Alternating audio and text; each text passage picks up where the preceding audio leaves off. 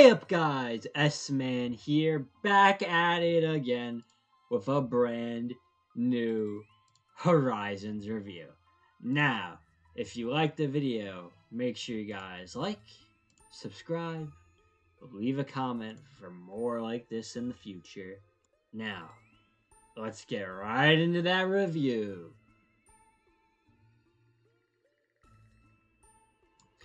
Alrighty, we have finally reached the end of the Terrasto debut arc with one more episode after this one. And I gotta say, I was on a nice little drive earlier just thinking about this. Like, as much as I hate on this arc and like some of my reviews, I loved it. Like, I loved getting this chance to explore Paldea. And I may have hated on some aspects, but it's because I just like wanted a little bit more. Like, for example, my main problem with this arc has been the battles, which all the battles have been written excellently. Excellent. Like really good writing, like, oh, perfect setup, perfect this, perfect that. But the problem is, or at least the first like couple battles are way too short and just result in like a couple moves back and forth, while a lot of the later battles are just dragged out between the starter and there's really nothing for their second Pokemon to do, which I hope it gets fixed next episode because we seem to have one really big battle between Liko and Roy next week, which I'll discuss later. But yeah, because based on all the gym fights, comparing that how they were choreographed, where it was just move then move, it was kind of boring. I even like thought about this like, oh yeah, Liko and Roy used to fight like that when they were a lot weaker, but now that they're stronger, they have been coming up with these strategies and maneuvers to basically outclass their opponent. But due to the large quantity of battles within this like 30-ish, not even 30, I think it's been like 20-ish episode range, we have had more than 9 important battles jammed within 20 episodes. I can kind of understand how not every battle is going to live up to the fullest potential it could have, and they want to focus on certain battles over others because there have been very extraordinary battles like Liko and Gush, like Dot and Iona. But yeah, let's move on to the actual episode.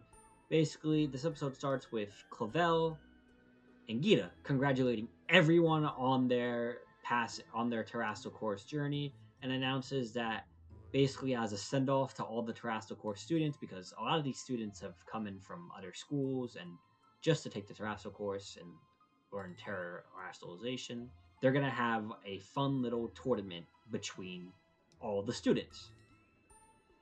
And that's when we get to see the Liko, Roy, and Dot doppelgangers, and we learn that Dot's doppelganger actually lost her match and is sad that she's going to be losing her Terra Orb. But that's when Clavel reveals that even if you fail, you still get to use your Terastal Orb within your fight against your opponent, but you'll just be fighting against another opponent who lost, which we did see earlier, or we do get word of later in the episode. But yeah, Liko is excited for her match, and we see a bit of Anne's match against the Liko clone, where she wins without even terastallizing. Like, I feel like that's kind of a waste. Like, how are you going to have Anne not even terastallize and just win? But yeah. That's when Nimona, my goat, my queen, my goddess, shows up and is talking about how she's excited to see all of her friends' battles. When suddenly, Dot gets a call from Penny telling her to meet up with her. Dot meets up with Penny, and Penny reveals that she's learned the truth about I think her codename was Miss Agason, but who was the girl or the teacher who was basically an explorer, because they didn't know she was the explorer yet. But when Dot and Penny had met with her, they thought she was all iffy. But yeah, Penny learns about the explorers, and then Dot basically explains what the explorers are and their whole goal. And they realize the explorers must be here to steal Terrapagos' information off of Clavel's basically PC, because due to Clavel and Gita's connections to Area Zero, they have a lot of information about Area Zero and Terrapagos.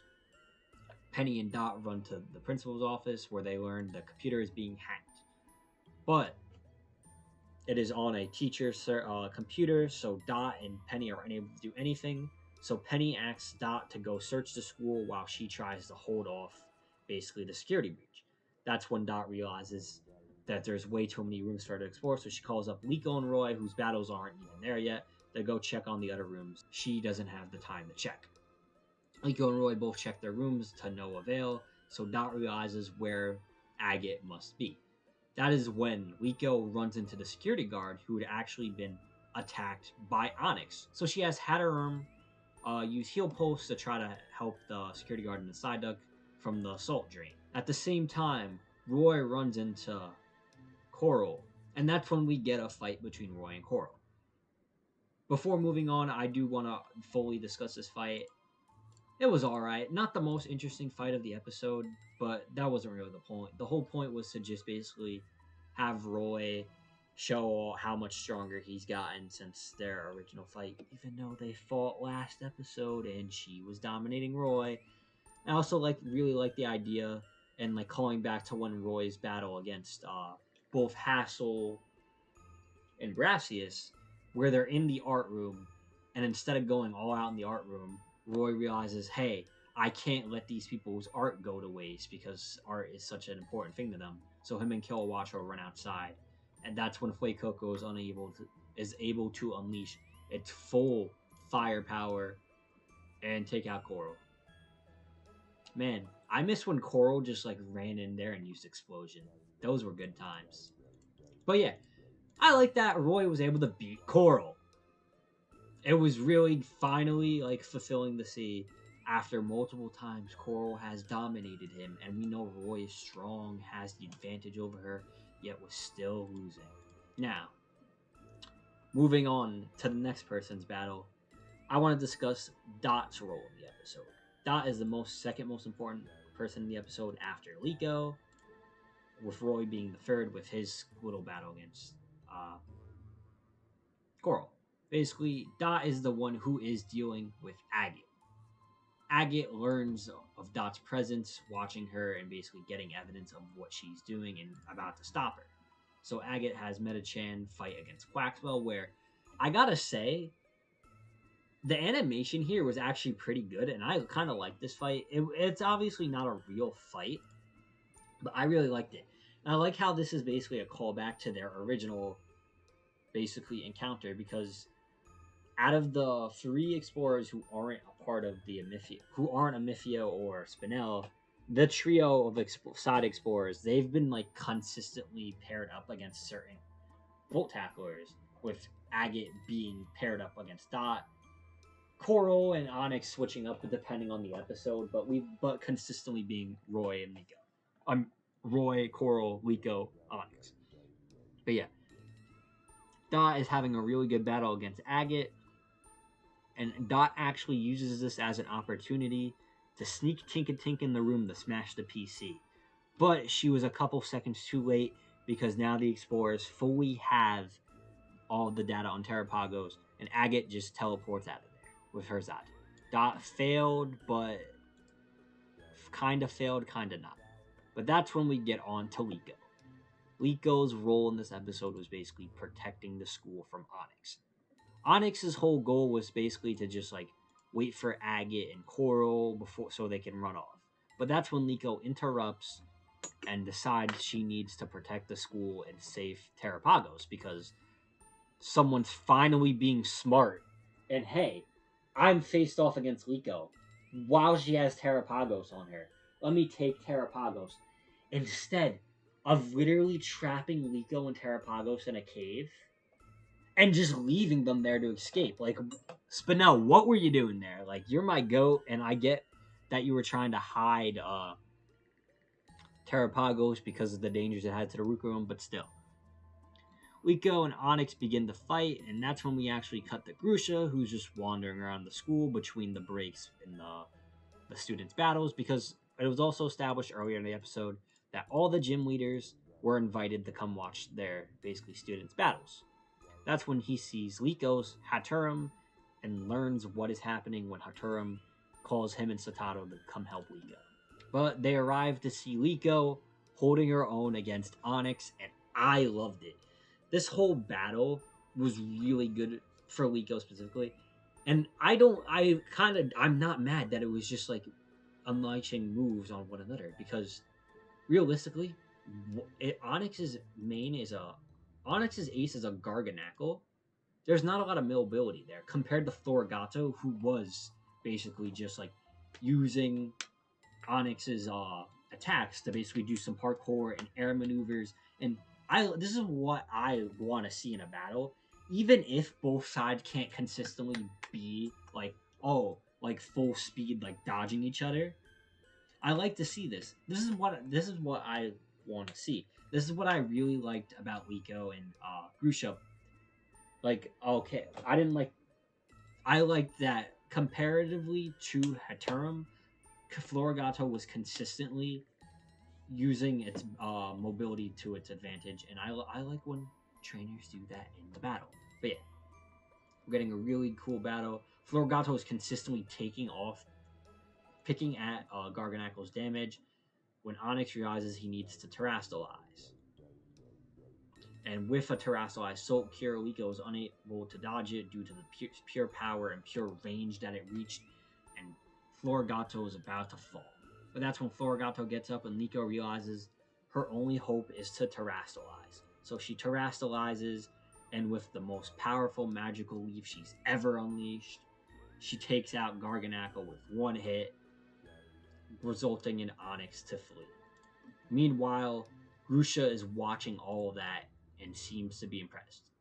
Grusha then runs out to make sure Liko's alright, and and then once he realizes she is, he seems to angrily tell her, "Meet me in the principal's office." That is when Clavel, Gita, and him are all standing there. Clavel seeming to be pissed, telling Liko that she failed and she could have only used her Terra Orb in the battle he permitted. So Liko starts freaking out and is all nervous, but that's when Clavel realizes he was joking and just wanted to tease her, and that he's actually extremely proud of her for defending the school, and him and Gita both accept the registered use to terrestrialization because of the means it was used in to basically help out the school, because Liko was the only one at that moment who could have done anything. Clavel also that's when Grusha also reveals that because of Liko's actions, he's decided to revoke her failure and pass her, because watching Liko in that battle, he realizes that he was able to basically watch Liko prove herself, basically. Grusha failed Liko for the whole fact that meaning is like, oh, you're a good battler, but what's that gonna do when you're in danger? Why would I pass you if you fail to battle or fail to beat me? You basically fail. If you fail Grusha sees it as this: if you are failing your battle, you are failing yourself. And depending on the circumstances of your battle, like a battle against Onyx, Liko not taking it as serious and failing would have been detrimental to the school. But he was able to see Liko understands the gravity of what she was doing, and basically knew she had to win or else, and was able to prove results. So Grusha decided to revoke her failure. I'm happy this is all kind of a way that she proves herself. I'm happy it's this way, because Grusha doesn't hate Liko. Like, they made it out to be like, or I don't know if like people have been interpreting it that Grusha hates Liko. Grusha just wanted Liko to succeed, and because she lost the battle, he had to fail her, because that was how he saw it. She didn't succeed, why would he pass her? But seeing Liko grow over the last couple episodes and basically prove him wrong by winning a battle, by winning a more impactful battle when it was necessary, yeah, that's what basically was of Grusha's change of mind. But yeah, because Liko now officially passed her course, her match gets changed, and she is going against Roy in next episode. What a great way to end the arc. Having our two main characters battle and just see who's stronger. We know it's already basically spoiled that Fuecoco's evolving next episode because not only in the preview for the episode you see Fuecoco glowing, but also in the legitimate preview for the next couple episodes or the next arc, there's a clip from the first episode where you just you see Fuecoco. You see all the Rising Gold Tackers and their Pokemon in, I think it's Kitakami, and Crocolar is just standing there staring at Roy. Like, oh yeah, but overall, this episode, I really liked it. Although the battles, like always, could have been better, I get why they were the way they were. And the battle that did matter, Liko versus Onyx, I feel was really well done. I feel like the whole plot with Liko learned basically redeeming herself by becoming the protector of the Orange Academy in Grusha's eyes, basically the passer, was also really well done. And I love the setup for next week's episode. I can't wait to see what the Explorers take and where that goes with Terrapagos data, and if they're eventually going to finally go to Area Zero. I've been waiting for you to know the Area Zero. But yeah, that's all I really got to say about this episode. I'm going to give it a 9 out of 10. It was a really good episode, really well written. Definitely a few things could have been more tight-packed and better, and yeah. I can't wait for next week's episode, the overall finale of this arc. I really like this arc. Comparatively, I don't know if I like this arc more than Liko and Roy set off, because that was such a banger of an arc. Just in general, like anime, like out of most animes, the Liko and Roy set off like arc, that's one of my favorite arcs in like a lot of animes. Like even like take out anime like My Hero. There's only like 2 or 3 arcs that I think of that were like consistently better than Liko and Roy sets off, and it's basically big impactful arcs. Same thing with an anime like One Piece. Like I like Liko and Roy set off more than a lot of the East Blue arcs, besides maybe RL. I don't know. I'm still in Logtown. I'm still iffy on this, but yeah. I hope you guys like this video. Subscribe for more content like this in the future, because we are about to basically... Horizons is basically back. It never left, but Horizons as a story is back. S-Man is signing off. Ooga booga booga.